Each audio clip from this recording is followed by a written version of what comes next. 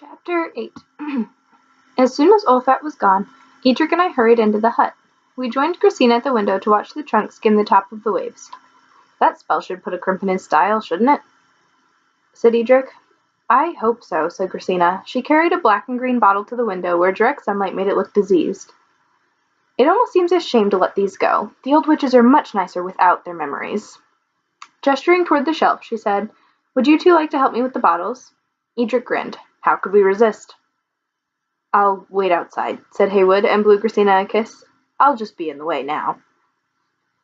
"Thank you for all your help, my darling," called Christina as the otter scurried toward the door. "You were wonderful." We took turns smashing bottles against the back wall, throwing them one at a time. As each bottle broke, the memories fled the hut in greasy, multicolored swirls. When all the bottles were broken, Edric and I followed Christina through the door, surprised to find that the sun was setting. We passed an angry group plotting a revenge on Olfat. 3 witches had already set off in pursuit of the wizard. We were crossing the beach when Haywood trotted over to join us. "Can we talk to your mother now?" he asked my aunt. Christina reached down to fondle his ears. "If we can find her, she might have left already." We spotted my grandmother inspecting her broom near one of the huts. She had changed back into the black gown and pointy-toed shoes that she normally wore. "Mother, I need to speak with you," announced Christina. Grandmother swung around and glared at my aunt. "What is it? I'm in a hurry." Slipping past Christina, Haywood sat back on his haunches and stared up at my grandmother. "Hello, Olivine. Remember me?" "By the breath of a cross-eyed bandit, isn't that good-for-nothing Henley? So you finally found him, did you, Christina? It took you longer than I thought it would, but then you were always a little slow. Tell me, daughter, what is he doing here?" "Haywood and I still love each other, and we want to get married." "So what's stopping you?" Christina sighed. "I've come to ask you to reverse the spell and turn Haywood back into a man. It's the least you can do since I saved your memory from Olfat." Grandmother glanced at Haywood, who had chosen that moment to scrub his face with a paw. "You want a man, do you? There are enough men out there to pick from." "But I want Haywood." This wasn't at all going the way I thought it would. Grandmother was supposed to be thankful and reasonable. Haywood was supposed to act less like an otter and more like a man, and Christina wasn't supposed to lose her temper. "Grandmother," I said, hoping to set things straight, "I suggested they come. I know how you've wanted more grandchildren, and I thought if they got married—" "Why would I want another grandchild? The one I have is the greatest disappointment of my life. You refuse to follow the family trade, you let your mother bully you, and you've never given a thought to what you want to do with yourself. When I was your age, I knew exactly what I wanted to do, and I did it. You think everything should be handed to you on a platter, but life doesn't work that way. If you cared about your family, you'd live up to your responsibilities and learn to be a witch." "That's not fair. And as for you," she said, rounding on Christina, "I may be old, but I haven't forgotten why I turned Horace into an otter in the first place. He doesn't have talent the way you do. He comes from a family of witches who can't make a decent potion without reading it from a book. Forget about him. He's wasting your time and your talents." With a wave of her hand and some foreign-sounding words, Grandmother gestured toward Haywood, who disappeared with a pop. "Haywood!" Christina screamed, her eyes wide with horror as she stared at the spot where the otter had just stood. "Mother, what have you done?" "I've done you both a favor by sending him to a very nice place where he should be perfectly happy, if he survives. He's going to start forgetting you, Christina. By the 3rd day he'll have forgotten that he was ever even a human. An hour after the sun rises on the 4th day, the change will be permanent. Now get out of my way. That half-baked wizard Olfat has a lot to answer for, and I'm going to make sure he has a terrible time doing it." Twirling her cloak around her shoulders, Grandmother swung her leg over her broom and leaned forward. Before my grandmother could take off, however, Christina darted in front of her and grabbed the handle of the broom. "No, you don't, Mother," Christina said. "You're not leaving until you bring my Haywood back." I had never seen my aunt so angry before. Her face was red and veins stood out on her forehead. "Out of my way, you ninny!" screeched my grandmother. "It's not my fault you're too dim-witted to know when someone's done you a good turn." She flicked her fingers at Christina. Silver sparks shot from her fingertips, sizzling like fat on a hot pan. A spark landed on Christina's wrist, burning her skin. Christina jumped back, gesturing with both hands while muttering something under her breath. A swirl of snowflakes whispered between the two women, extinguishing the sparks with a hiss. When the snow cleared, my grandmother had already shot off into the sky, cackling a nasty laugh of hers. "Horatio's not good enough for you, Christina," she screeched. "Forget about him."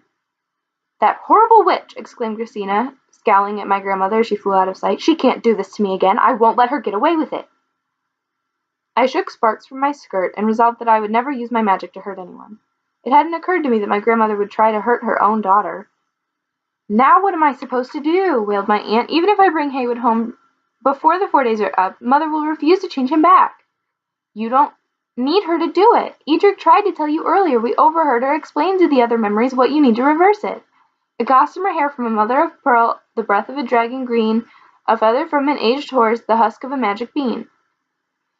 Tears streamed down Christina's face. I couldn't remember ever seeing my aunt cry before. But I have to find Haywood, she said. I'm sure she sent him somewhere ghastly, and I don't have time to find him and all those things. All you have to do is find Haywood, I said. Edric and I can start looking for the things that you need. We'll meet you back at the castle. Today is Tuesday, so 4 days from now is Saturday. If we work together, I'm sure we can do this. I don't know if I should let you, said Christina. It might be too dangerous. You need to look in the sea for Mother of Pearl, and as for getting the dragon's breath, that part should be easy. I already know where we can find a dragon. We came across one in the enchanted forest. I don't think... Please, Christina, it's my fault that you talked to Grandmother. If I hadn't been so sure that she would help us, we'd all be back at the castle, and none of this would have happened. Please let me make it up to you. I can do this. I know I can. I can't. You've helped me my whole life, and this is the first time I'll be able to do something for you. Please give me a chance. Christina wiped tears from her eyes with the back of her hand. Are you sure about this? It won't be easy. Edric interrupted. Of course we'll do it. Emma's your only niece, and I keep hoping that someday...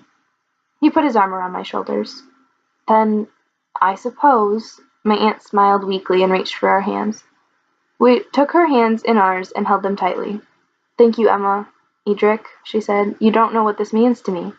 I need to go after Haywood before his trail gets cold. You can use the magic carpet, of course. I'll have it take you directly home. I already know where you can find the first item. Emma, open the silver chest in my bedchamber. Take the silver comb to the water bowl, run the comb through your hair 3 times, then do the same to Edric. Put the comb back in your pouch. Keep it safe. You'll need it to come home. Dip your hand in the salt water. This will take you into the sea, but don't worry, you'll be fine. When you get to the castle, ask for my friend Coral. She's a sea witch and she can help you all she can.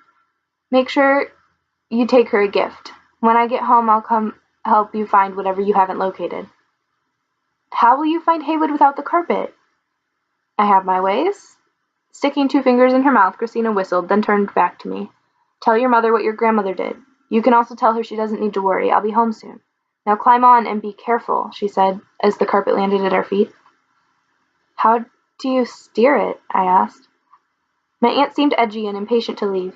She sighed and said, I don't have time to show you now. It already knows the way home, so you won't have to worry about steering. Just say home and it will do the rest. Edric and I looked at each other. He swallowed hard and said, I'm ready when you are. I nodded and tried not to think about falling off. Clenching my teeth, I stepped onto the carpet and sat down, taking deep breaths to calm my pounding heart.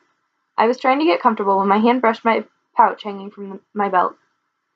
Maybe this could help, I said, taking out the string. If I could turn this into some sort of strap to hold us on. Emma, you clever girl. That's a marvelous idea. Christina's eyes lit up, and I realized she was more worried about us than she was letting show. She gestured, and the string grew heavy in my hands into a cord that whipped around my waist, attaching itself to the carpet behind me. I glanced at Edric, who was secured now as well. Although it wasn't much, it made me feel better. Stay calm, I told myself, closing my eyes as the carpet began to rise.